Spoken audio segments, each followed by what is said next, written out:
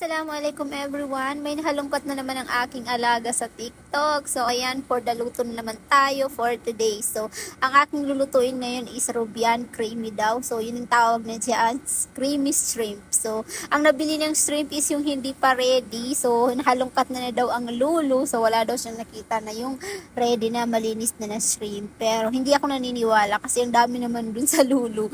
Pero, trip lang na talaga at saka nagustuhan niya daw itong fresh na shrimp. Kaya ito yung binili niya. So, for the linis ang person ngayon. So, after natin yan malinis, so hinugasan ko na po yan ng 4 na beses or umabot ng 6 na beses kasi sobrang lansa.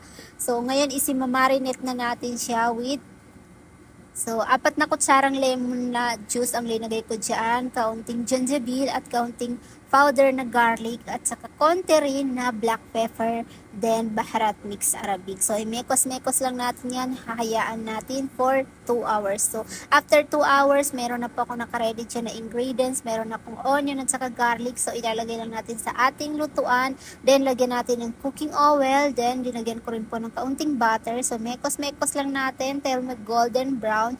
Pag golden brown na po, saka natin isunod ang ating Rubian. So, imekos-mekos lang natin yan. So, since meron na siyang pampalasa or spicy, so ang linagay ko na lang dyan is salt lang at saka Maggi. So, linagyan ko rin po yan ng konting tubig. Then, saka natin ilagay ang ating shabat at saka pilpil akdar. So, mekos-mekos lang natin yan. Lutuin natin for 10 minutes. So, after 10 minutes, lalagyan ko na po siya ng cooking cream. So, kaya siya natawag ng alaga ko na creamy Rubian dahil sa cooking cream na linagay natin. So, after 10 minutes, so lulutuin natin yan ulit dahil lagyan natin ng creamy or cooking cream. So, creamy na tuloy yung tawag ko.